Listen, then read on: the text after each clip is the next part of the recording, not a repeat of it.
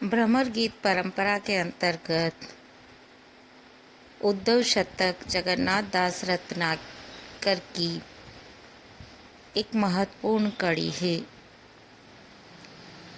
रत्नाकर की गोपियाँ बहुत ज़्यादा तर्कशीला हैं और अपनी बात को उद्धव की कही गई बातों के माध्यम से ही अभिव्यक्ति देने का प्रयास करती है।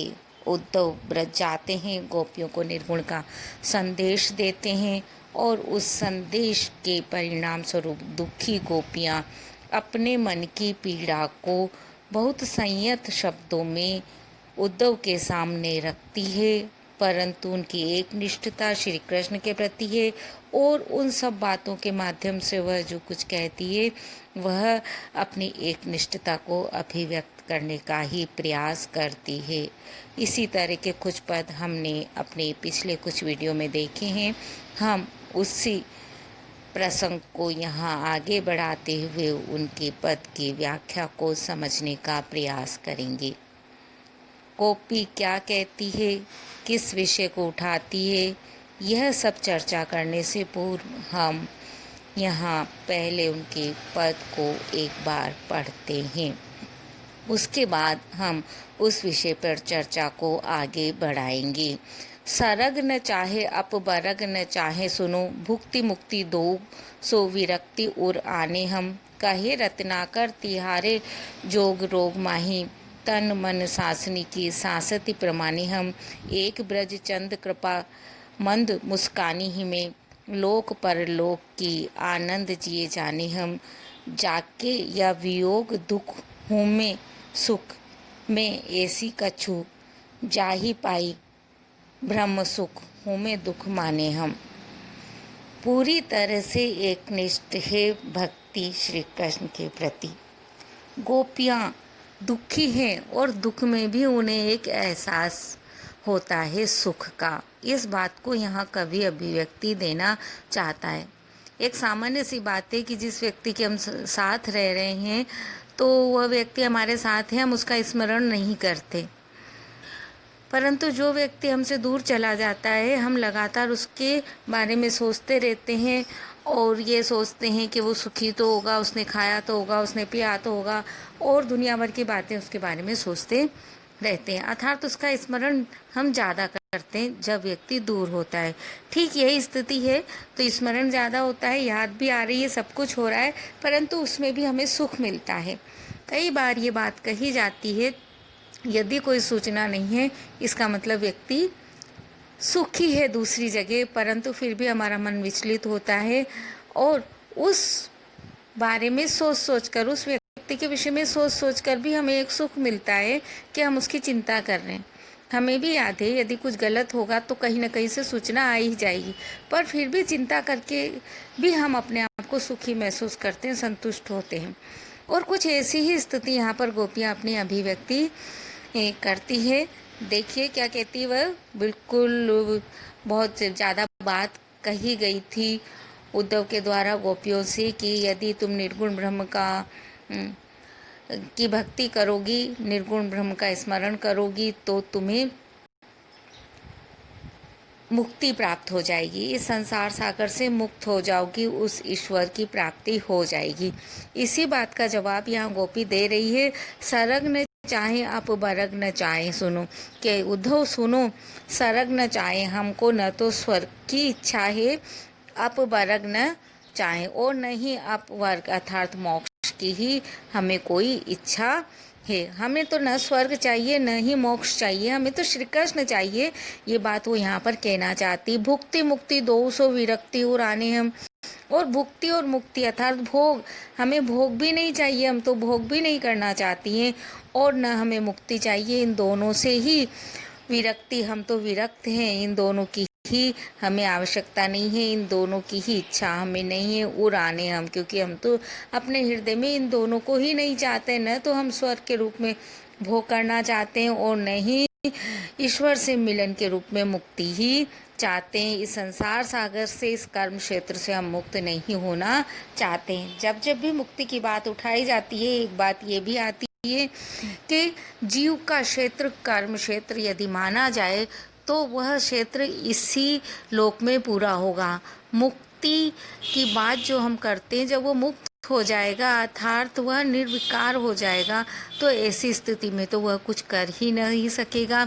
यदि अपने आप को सिद्ध करना है, अपनी शक्ति का परिचय देना है, तो ये संसार ही उसके लिए उपयुक्त पात्र है। इसलिए मुक्ति की कामना भी व्यर्थ मानी गई है। गोपियों की स्थिति भी यही है, वह जीव रूप में है और वह जीव रूप में ही बना रहना चाहती है, और उनकी अपने अंश, जिसका वह अंश है, उस परमात्मा के प्रति उनकी निष्ठता एक निष्ठ है, उस निष्ठा को वह एक निष्ठ ही रखना चाहती है।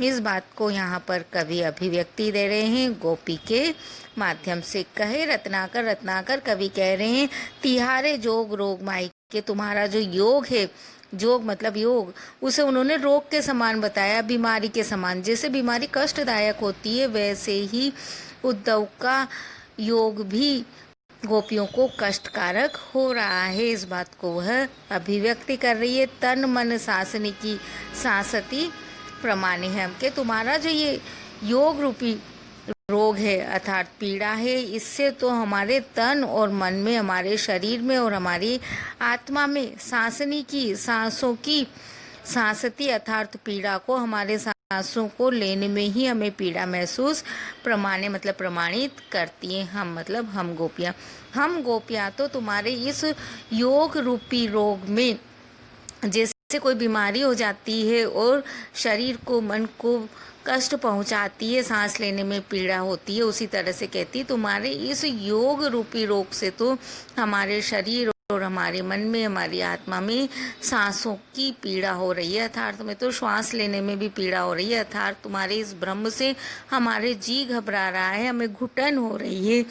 इस तरह की बात वह कहना चाहती है। एक ब्रज चंद कृपा मंद मुस्कानी ही में, वो कहती है उस ब्रज के चंद्रमा अर्थात श्री कृष्ण की विशेषण है उन श्री कृष्ण का, कि एक कृपा मंद मुस्कानी में, कृपा पूर्वक वह ब्रज के चंद्रमा श्री कृष्ण एक बार मंद मुस्कानी, एक बार मंद मुस्का देते हैं, हल्का सा मुस्कुरा देते हैं, तो उनकी उस मंद मुस्कान के ऊपर ही लोक परलोक को आनंद जिए जाने हम तो जी में हृदय के अंदर जानती अर्थात मानती हैं लोक परलोक को आनंद, लोक और परलोक का, इस संसार का और उस दूसरे लोक का आनंद हमें मिल गया, ऐसा हम मानती हैं। अर्थात उस हमारे ब्रज के चंद्रमा श्री कृष्ण के द्वारा एक छोटी सी कृपापूर्ण मुस्कान भी हमें मिल जाती है, तो हमें लगता है कि हमें इस संसार और दूसरे संसार का आनंद प्राप्त हो गया है। जाके या वियोग दुख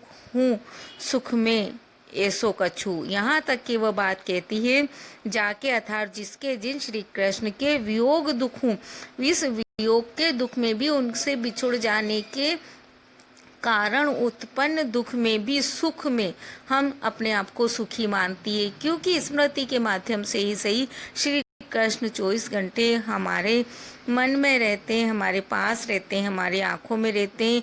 ऐसो कछु, ऐसा कुछ सुख हमें मिलता है कि हम उसी पीड़ा में, इस वियोग में ही डूबे रहना चाहती है। जा ही पाई जिसको प्राप्त करके ब्रह्म सुख, जिस ब्रह्म की आप बात करते हैं, उस ब्रह्म के सुख को प्राप्त करके तो हूँ मैं दुख माने हम अपने आप को दुखी मानती है, अर्थात हमें आपका ब्रह्म प्राप्त करना दुखपूर्ण लगता है, और अपने श्री कृष्ण के वियोग में उनको याद करना भी हमें सुखदायक लगता है, हमें सुखी करता है।